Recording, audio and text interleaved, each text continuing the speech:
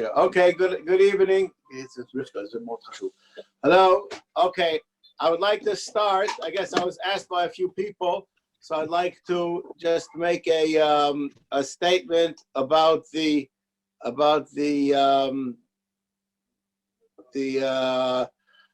minyanim on the merpesets. I've been asked many times from different people about minyanim on the merpeset, and many people got different answers from me. That's because I feel that the answer is not so clear, it's not so one-sided. So I'd just like to make make it a little bit clearer my position on the subject. The merpeset minyanim are not lichatchila according to everyone. Okay, being that that's the case, the question of kavana, being able to daven, becomes much more prominent in the question of should I be davening with this minyan or not. If a person is going to be able to daven in his house with more kavana l'daiti, then he should probably do so. If a person, it doesn't make a difference, so then definitely there are differences in the minyanim. I was asked a question today. Somebody has on one side he has where he can see everybody, on the other side he can only see part. Sometimes the people who are the minyan themselves are on the same floor in the same rishus in the street. All of those situations where the minyan itself is, we'll call it 100% beseder, for you to daven attached to it, if you can see it, that's great. That's the best kind of a situation that you could have. Even if you don't, if you have a situation where there are pesach minyanim that some could see some and some can't see the others, in my opinion, you're allowed to daven in such a minyan. It's not usher to. Whether one is obligated to or not, that's, in my opinion, one is not obligated to daven in such a minyan. Just make that statement as far as the general appreciation of the minyanim. The bottom line, kavanah is the most important thing. Person davens tefillah b'tzibur in the normal situation, the classical tefillah b'tzibur, so that's even more important than regular kavanah according to most of the Rishonim, and that's what should be done. However, in these situations when the minyan is not a minyan according to many opinions, so then, in my opinion, the kavanah aspect will eclipse the minyan, and a person should go accordingly to that situation. Bottom line, if you can see where they're davening, that's better. Even if you can't see where they're davening, but you're able to daven along with them, that's also something according to some opinions. And vada, as far as answering amen yesh meraba, kedusha, etc., it's not necessary for a person to see what's going on. As long as you can hear it, you're yaitza answering those dvarim sheba kedusha. That's as far as that's concerned. I was asked a question this year, which I never really discussed. I would like to discuss it, and in tandem, I would like to discuss some of the chumras of Pesach. Many people are found at home more than they normally would and take more notice of that which goes on. And therefore, I'd like to just discuss an issue, and some of the issues that I'm going to discuss, I'll discuss some personal experiences I had together with these issues. And as I say, I don't know why these things happen to me. It's because of this way I could pass it on to other people. The first issue is when you go to buy milk in the makolet, in the supermarket, so already before Pesach, a few weeks before, it starts to say kosher Pesach, Erev Pesach. And then sometime on Chalamoid, it just says kosher Pesach.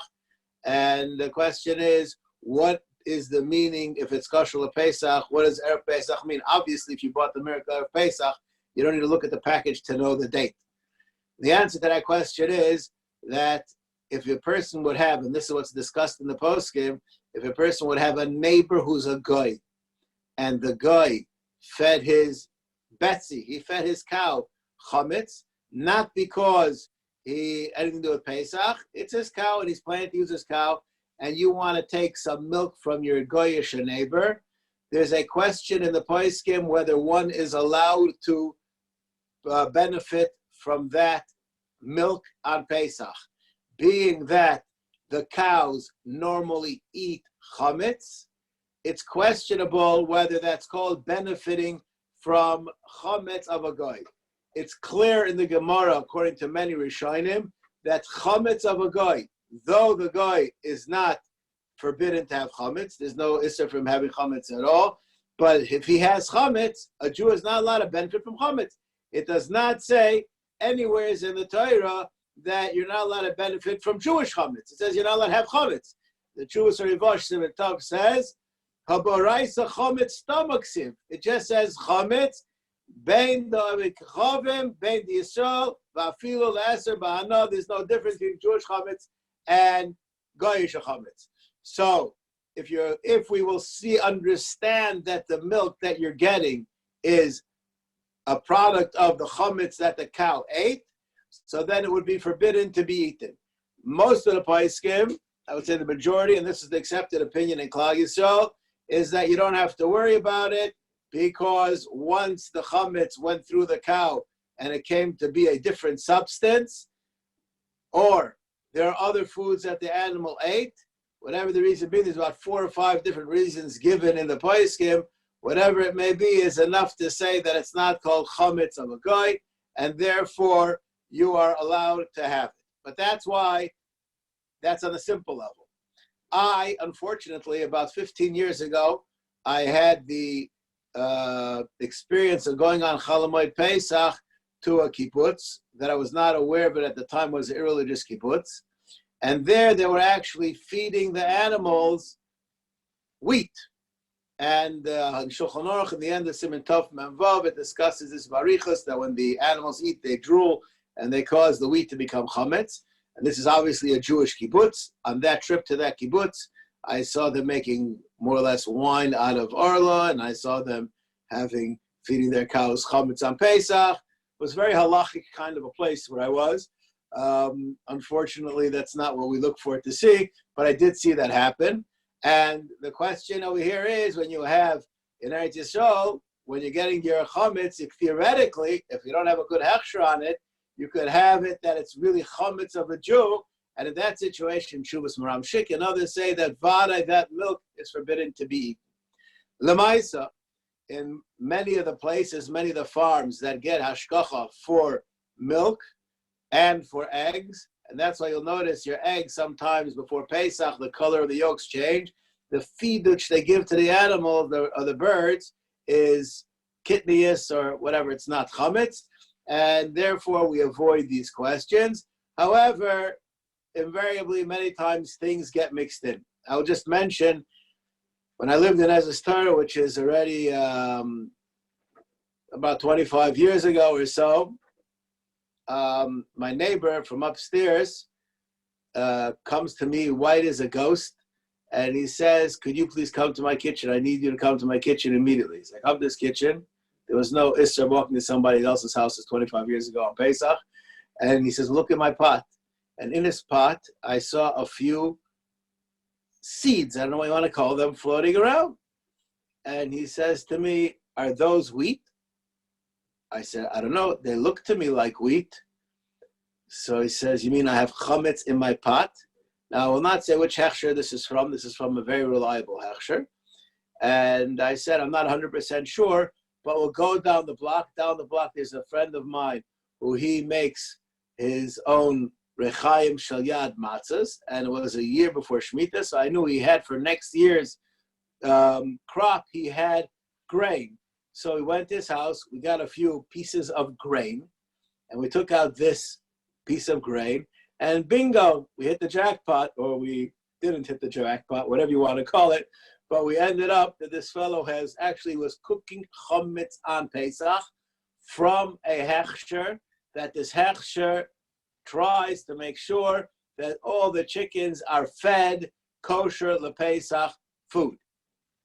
I cannot explain to you what happened. I'm just telling you that's what happened.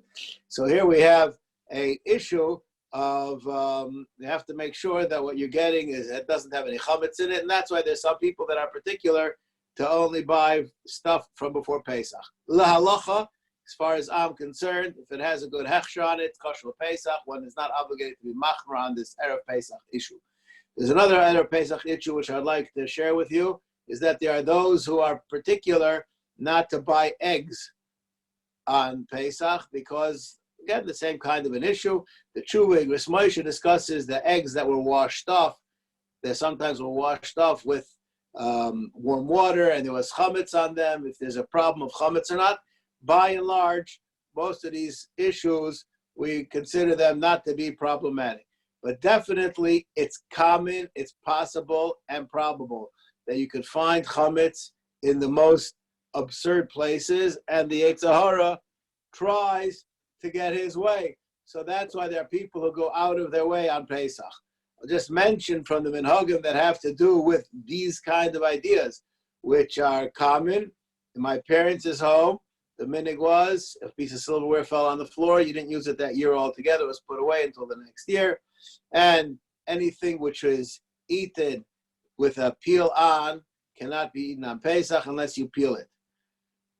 There are those who have the custom, and I'm just going to tell you the difference between many people from nowadays and Rabbanim who lived 125 years ago. The following story was told to me about the Maril Diskin. The Maril Diskin was sitting in the place where he passed in the Shilas, and on the third or fourth day of Chalamoid, a lady comes in and says, I cooked my food in my chometz dikapat. What's the halacha? And he smiled and he said, it's okay. And the lady walked out. Now, all the people, all the dayanim were there in the Bezdin, where this is impossible. It can't be. You cannot cook in a chometz pot. How could the Maril Diskin make such a simple mistake? So as soon as the lady left, they asked him, what's pshat? So he smiled and he said, do you think this lady, well, you have to understand Yerushalayim of yesteryear, that their homes were sachakol at best 2 rooms, probably we call nowadays 1.5 rooms or 1.25 rooms, that she found a chometz dika pot on the 3rd day of Chalamoy Pesach? He said, obviously, the chometz dika pot is the pot which some people have the custom. I actually have this custom also. Anything that has peels on it, if you're going to cook it on Pesach, whether it's eggs, beets, whatever it is cooked in a special pot. That's, in my house, it's called the peel pot, which means, obviously for that reason, things that have shells on them, they're used in that pot. So in many places, that pot was called the chometz dika pot. It wasn't because it was chometz, it's because it was representing the idea that possibly there's some kind of chometz that adhered to the food, and it can be stuck on the pot. So even though we're not machmer, those are not machmer for that idea to cook it, they would wash it off and use it, but they were machmer that it shouldn't mix together with the other foods, the other cooked hot items, and therefore they have a special pot for it.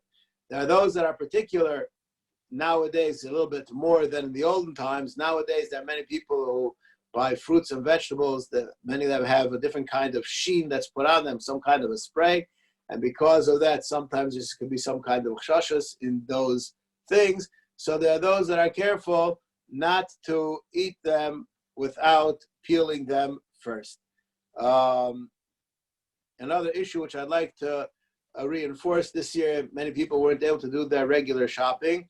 A person who uses paper towels, if you want to saturate them with the oil from schnitzel or something like that, make sure that they're kosher l'Pesach, because some of them have starches in them. That could be a problem. There can be glue in them. That's a problem.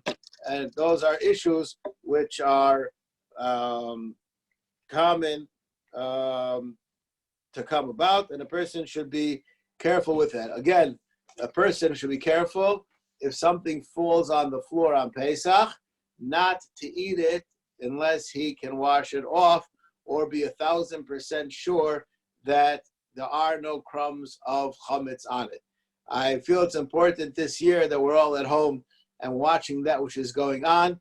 And as one of the members of the shul told me today, this year more than other years, our children are watching us.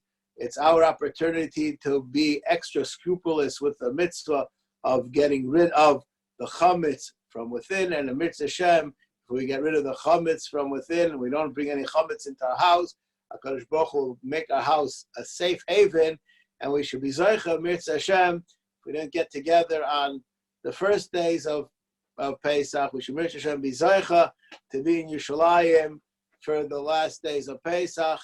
B'meheira. Good night. Okay. Thank you all. We'll be back tomorrow.